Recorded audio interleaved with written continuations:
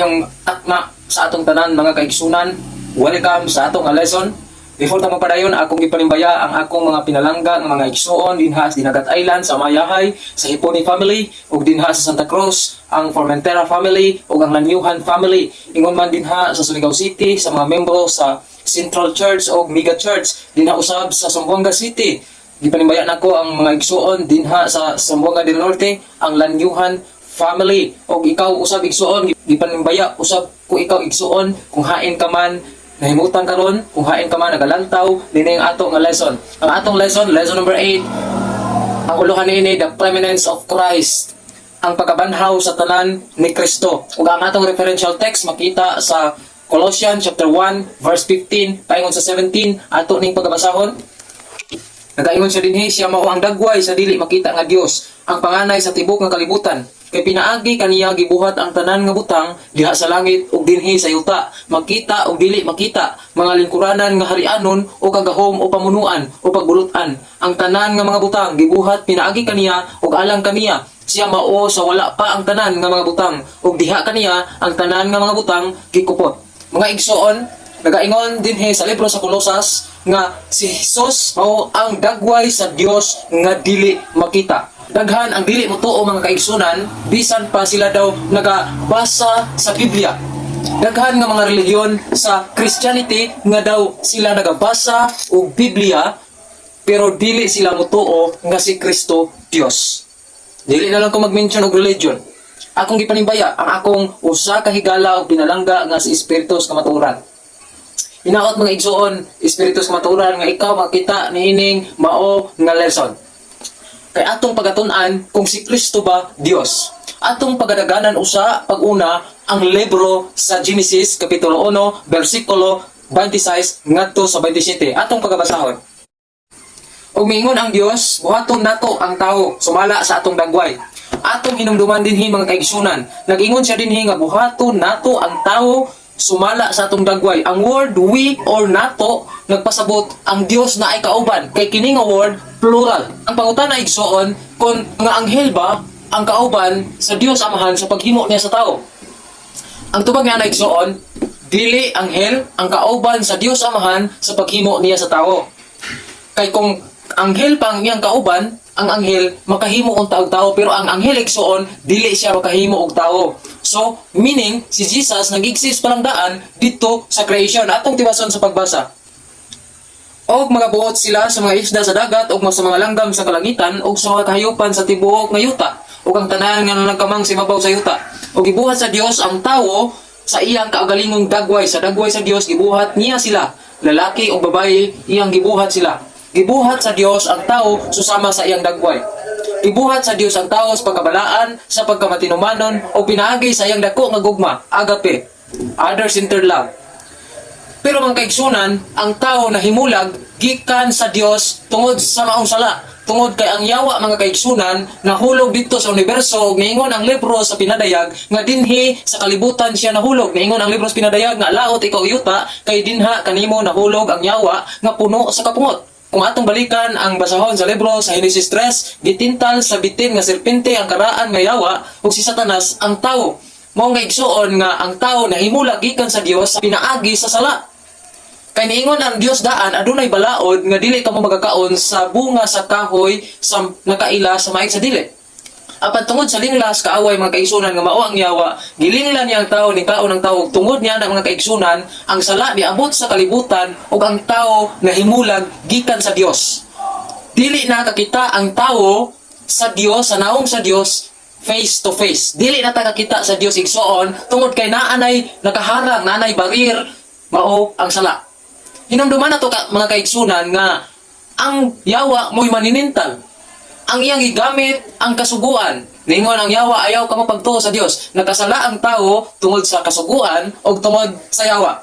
Apan igsuon, unsaon man nato pagkaila kung unsa ang dagway sa Dios.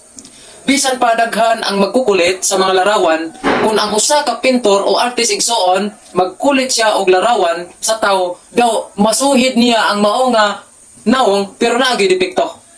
Dili perpekto igsuon. So walay nakita sa naong sa Dios tungod sa maong sala. Sa paagi igsuon nga naay depikto ang kinulit sa usa ka pintor ang mga ribulto nga niabot sa atong panahon, dili ka na mao ang panagway sa Dios. Adunay mga tawo nga dili motuo nga daw si Jesucristo Dios. Mga igsoon, atong basahon ang libro sa Juan kapitulo 1 sa iyang bersikulo 1. Nagaingon ang balaan nga kasulatan, sa sinugdan mo ang pulong, ug ang pulong uban sa Dios, ug ang Dios ang pulong. Mga kaigsunan, akong balikos pagbasa sa sinugdan mo ang pulong. Ang pulong mga kaigsunan nga gihisgutan dinhi, mao dito ang naghimo sa tao dito sa Genesis 1:26 ngadto 27. Ang sinugdan mao ang pulong, ug ang pulong uban sa Dios, ug Dios ang pulong. Bersikulo 2. Kini siya ang sinugdan uban sa Dios. Timan-an nato igsuon, kini siya ang sinugdan uban sa Dios tungod kay ang pulong nga nahiuna dito sa paglalang sa Genesis naa siya kauban sa Dios. Kaingon ang bersikulo 14, ug ang pulong nahimong tao og ipon kanamo, nipuyo siya nga puno sa grasya o sa kamatuoran, ug among nakita ang iyang himaya. Ang himaya kaingon sa bugtong anak gikan sa amahan. Gani igsuon ang libro sa John chapter 10 verse 13 naingon si Jesus, ako ug ang amahan usara. Si Kristo ang dagway sa Dios nga dili makita. Mga kaigsunan, ang tao daw dili makakita sa panagway sa Dios tungod sa sala. Og tungod sa sala igsuon nagresulta kini og kamatayon, og kanang kamatayon igsuon kinahanglan nga hatagan og solusyon sa Dios. Ang Dios nagsugo og mga propeta, nagsugo og mga manalagna. Apan kining mga manalagna mga igsuon gibunalan, gisilutan, ug ang plano sa Dios ipadala niya ang iyang bugtong anak aron mo'y makapahibalik sa atong relasyon ngadto sa Dios. Tungod aron dili kita mawad-an og relasyon nganha kaniya, kinahanglan na ay tulay o kana nga tulay mga kaigsunan mao si Jesucristo ang pulong nga nahimog tao nga niuban og nipuyo uban kanato. Atong pagabasahon pag-usab dinhi sa bersikulo 18, wala pagyoy tao nga nakakita sa Dios. Ang bugtong anak nga anaa sa sabakan sa amahan, kini siya mao ang nagpaila kaniya. Mga kaigsunan, wala pa'y nakakita sa amahan tungod sa sala, o gani ang bersikulo 18 nagaingon nga ang bugtong anak nga anaa sa sabakan sa amahan, kini siya mao ang nagpaila kaniya. Siya mao ang Dios nga magbubuhat nga nagpaila kaniya nianhi sa kalibutan aron sa pagtubos sa mga kasalanan tungod sa maong sugo nakasala ang tao. O gani kung atong basahon ang bersikulo 15 sa unang Korinto, gipildi niya ang kamatayon. Tungod sa kamatayon manggod, nakabaton kita og kasalanan tungod sa kasuguan. Mao kana igsuon tungod sa bugtong anak nga gipadala sa Dios, kita nahibalik ngadto kaniya, og kita kung motuo kaniya makabaton kita og kinabuhi nga walay katapusan. Kung atong susihon pag-ayo ang propesya ni Isaias sa Isaias kapitulo 7 sa iyang bersikulo 14, atong pagabasahon mga kaigsunan. Busa ang Ginoo gayod maoy muhatag kanato og usa ka timaan aniya karon, ang usa ka ulay manamkon og mag-anak, ug usa ka anak nga lalaki, ug ang ngalan niya pagatawgon Emmanuel. Mga kaigsunan, gipropesya ni Isaias kining mao nga babayi nga si Maria gitagna na daan ni Isaias dito sa daan nga tugon nga ang usa ka babayi manamkon nga ulay, manamkon og anak nga lalaki, ug ang iyang anak pagatawgon Emmanuel. Pero sultihan ko kamo mga kaigsunan nga panahon sa bagong tugon gisulat kini ni Mateo ang propesya ni Isaias natuman panahon sa gipanganak si Kristo. Atong pagaukban ang atong mga Biblia dinha sa Mateo kapitulo 1 sa iyang bersikulo 23. Tanawa, usa ka birhen magasangkon o maganak og usa ka bata nga lalaki, ug ang iyang ngalan pagatawgon Emmanuel. So Emmanuel igsuon nga ang kahulugan mao kini ang Dios uban kanato. Tagna ni prophet Isaiah natuman dinhi gituman ni Kristo sa mga katuigan 4 BC. Sa pag-anhi sa anak igsuon, nianhi ang anak sa Dios ug siya mao ang magbubuhat sa tanan dito sa langit. Atong pagabasahon ang libro sa Juan kapitulo 8 sa iyang bersikulo 56. Nagaingon siya dinhi, ang inyong amahan nga si Abraham nalipay nga siya nakakita sa adlaw sa akong pag-anhi, ug siya nakakita niini og nagsadya. Ang Dios niingon kang Abraham dito sa Exodus kapitulo 3 sa iyang bersikulo 14 niingon siya, ako mao. I am who I am. O kining pag-ingon sa Dios amahan ngadto kang Abraham nga ako mao, ako. Gituman kini o gisulti kani ni Jesus, naingon siya, I am who I am. Natuman kini ang propesya sa daan nga tugon ngadto kang Kristo mga kaigsunan. Gani kung atong basahon ang libro sa Colosas kapitulo 12 ug itandi nato kini sa iyang bersikulo 13 mga kaigsunan atong pag-aukban pag-usab atong pagabasahon.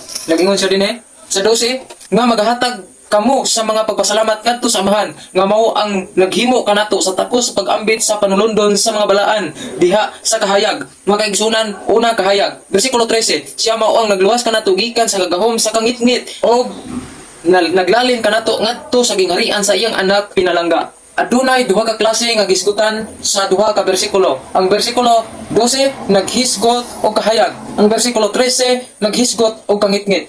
Gikan sa pagkasalaag sa tawo ngadto sa kamatayon, kini gitubos sa iyang pinalanggang anak ang atong Dios ug manluluwas nga si Hesukristo mga kaigsunan. Si Hesukristo ang panagway sa Dios nga dili makita. Kung atong balikan pagbasa ang Kolosas kapitulo 1 sa iyang mga bersikulo 15 tudling sa 17. Gani kung atong basahon pag-usab ang ikaduhang Korinto kapitulo 3 sa iyang bersikulo 18 atong pag-aukban.